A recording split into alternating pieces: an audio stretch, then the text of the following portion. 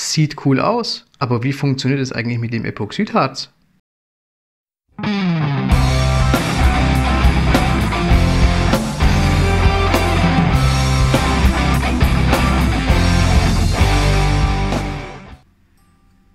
Hallo, ich bin der Andi, herzlich willkommen zurück auf Handgedreht. Vor einiger Zeit habe ich euch ja meine Flaming Maple Bowl präsentiert. Da habe ich euch im Video eher gezeigt, wie diese gedrechselt wird, wie man die Löcher auf dem Blank anordnet. Heute möchte ich euch zeigen, wie ich die Rohlinge für solche Epoxidharzschalen vorbereite, wie ich das Harz anmische, welche Farben ich verwende, wie ich die einrühre, worauf es ankommt, was so ein bisschen die Tricks und Kniffe sind, um eben dann so einen Rohling für so eine Schale mit Epoxidharzeinlagen zu bekommen. Natürlich werde ich auch die Rohlinge dann drechseln, euch zeigen, wie das Endergebnis ausschaut. Verarbeiten werden wir heute zwei Ahornrohlinge, einmal 30 cm auf 10 cm und einmal 20 cm auf 8 cm. Ich hoffe, die Schalen werden schön. Ich hoffe, das Video gefällt euch. Wenn euch das Video gefällt, lasst gerne ein Like da, lasst gerne Kommentare da. Ich freue mich über Abos. Und ja, nun viel Spaß beim Video. Zunächst machen wir mal den Blank rund.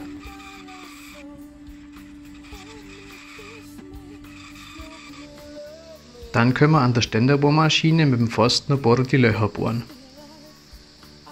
Man sollte nicht unterschätzen, wie viel Späne da dabei entstehen.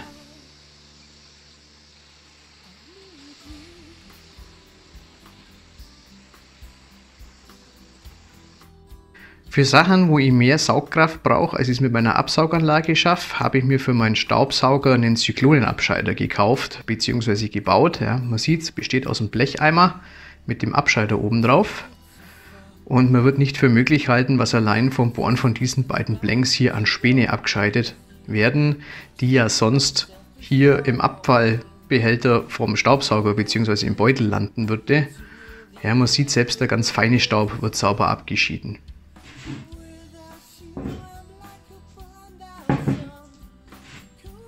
Bevor wir die Löcher mit Epoxidharz ausgießen, grundieren wir sie noch mit Schnellschleifgrundierung.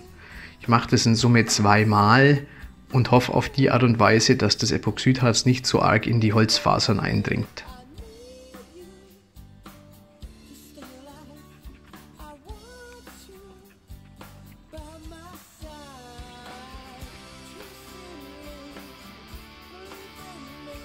Nun können wir berechnen, wie viel Harz wir brauchen.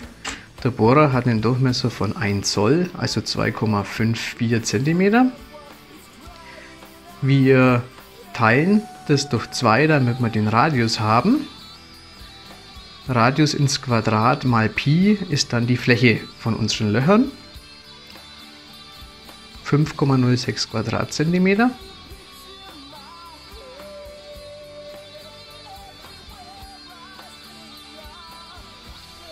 Und wenn wir dann noch ausmessen, wie tief unsere Löcher sind und die Fläche mit der Höhe der Löcher multiplizieren, dann wissen wir, dass wir pro Loch 32 ml Harz brauchen.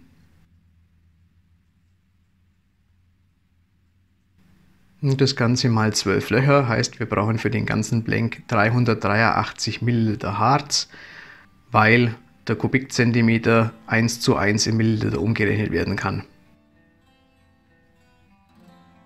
So, dieselbe Berechnung machen wir für den zweiten Blank auch noch.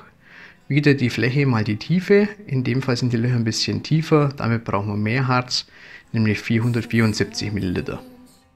Nachdem wir nun wissen, dass wir grob 400 ml Harz für den ersten Blank brauchen und ich das Ganze zweifarbig machen will, nehme ich das Ganze geteilt durch 2.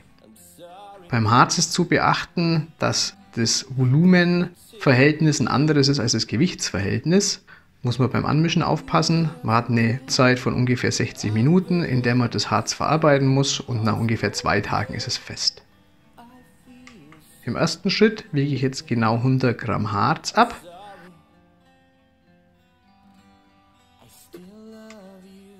Und passend dazu 55 Gramm Härter.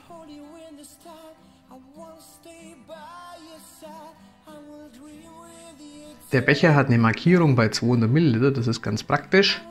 Heißt, ich kann schauen, wie viel noch fehlt und grob abschätzen, dass ich nochmal weitere 40 Gramm Harz und entsprechend dazu passend den Härter brauche.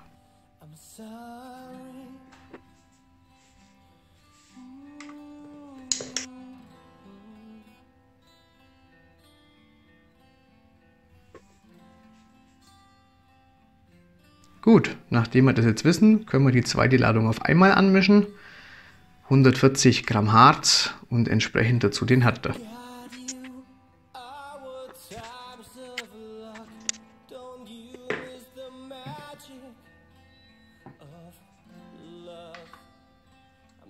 Zum Einfärben vom Harz verwende ich eine Farbmischung, einmal aus flüssigen Farbpigmenten, um eine gewisse Grundfärbung herzustellen. Die sind ziemlich transparent. Und aus Pigmentpulver, das dann so einen Perleffekt, so einen schimmernden Effekt dem Harz verleiht. Ich mische zum einen eine Ladung rotes und eine Ladung blaues Harz an und rühre das Ganze richtig gut um. Wichtig ist, dass man eben Härter und Harz gut miteinander verrührt, dass das alles gut vermischt ist, auch vom Rand das ganze Harz schön sauber wegkratzt und verrührt, damit es einfach gut vermischt ist. Dann können wir die Löcher halb voll mit dem roten Harz gießen. Ich habe im Loch innen drin eine Markierung mir gemacht bei der Hälfte der Höhe, damit ich weiß, wie viel ich einfüllen muss. Und im zweiten Schritt dann das blaue Harz einfüllen kann. Dann verrühre ich die beiden Farben ein ganz kleines bisschen, so 1-2 Umdrehungen maximal. Wir wollen sie nicht vermischen, wir wollen nur ein bisschen so Schleier oder Schlieren erzeugen. Und dann können wir das Ganze trocknen lassen. Für den zweiten Rohling brauchen wir größere Becher, wir brauchen mehr Harz. Es wird auch wieder entsprechend gemischt.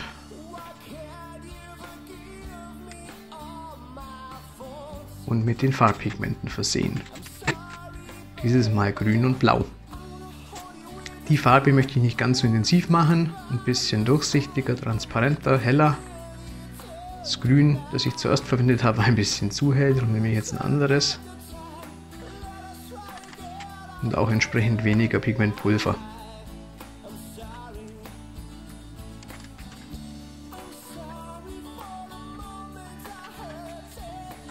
Bisschen mehr noch Pulver.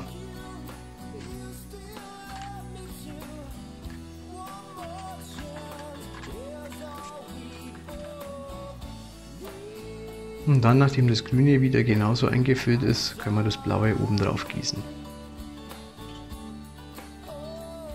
Wieder ein klein wenig verrühren und trocknen lassen.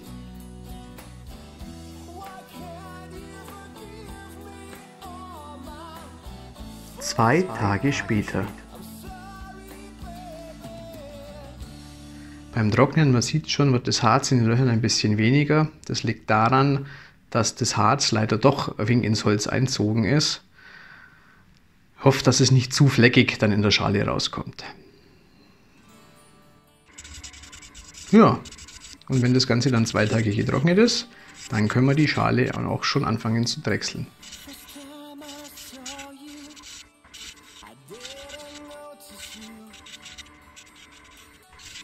Bei der ersten Schale liegen die Epoxideinschlüsse relativ weit außen an der Wandung.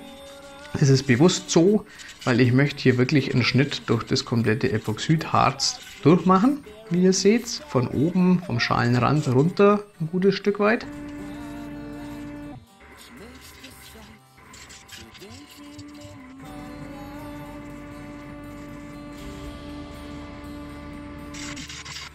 Und in der Innenseite verfahre ich genauso.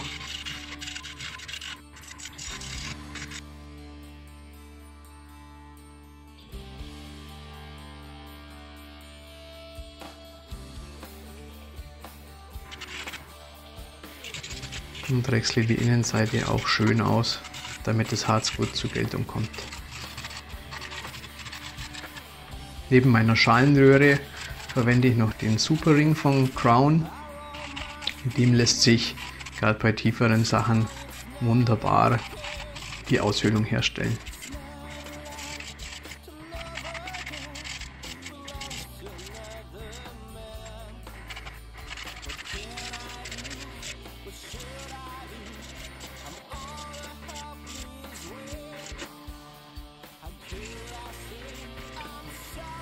Nachdem ich dann mit der Form soweit zufrieden bin, verschleife ich von Con 80 bis Con 400, poliere das Ganze mit meiner selbstgemachten Polierpaste Dazu gibt es auch ein Video, oben verlinkt.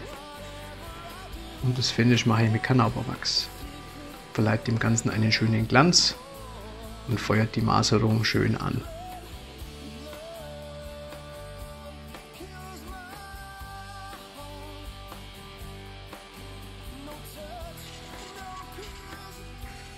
Für den zweiten Rohling habe ich mir eine neue Schalenröhre angeschafft, eigentlich eher für größere Stücke, aber man sieht, sie schneidet wunderbar, die Späne fliegen schön.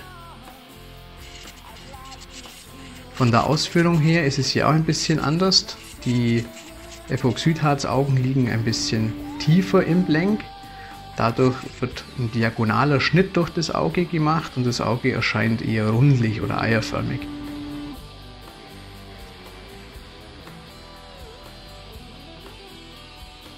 Ich finde es auch ein sehr schönes Muster, diese runden Augen.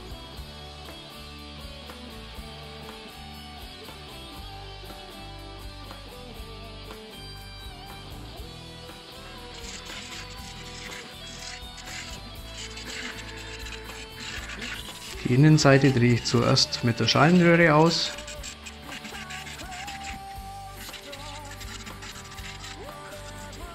Und im zweiten Schritt dann wieder mit dem Superring.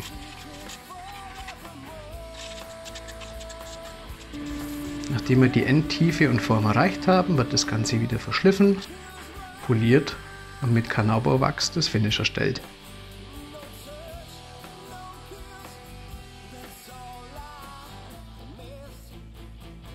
Ja, und das ist dann das, was an Späne anfällt, nach 2 Schalen.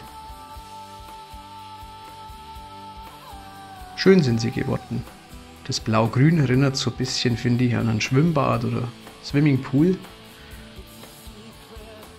Und das Rot-Blaue erinnert mich irgendwie entfernt an irgendwelche galaktischen Nebel oder so. So, die Schalen sind fertig. Wie ihr seht, habe ich 2 unterschiedliche Arten von Muster gedrechselt. Einmal diesen Epoxidharzzylinder von oben her angeschnitten, sodass man von der Kante bis runter sozusagen langgezogen das Epoxidharz sieht. Finde ich sehr hübsch. In der zweiten Schale habe ich den Zylinder eher schräg angeschnitten. Das heißt, das Epoxidharzauge, das eiförmige, ist von Holz ringsherum umgeben. Mir gefallen beide Varianten sehr gut. Auch die Farben gefallen mir sehr gut. Einmal so dieses Blau-Grüne, aber auch dieses dunklere Rot-Blaue finde ich sehr interessant. Ja, wenn euch das Video gefallen hat, dann besucht mich bald wieder. Die nächsten Videos folgen. Bis dahin eine gute Zeit.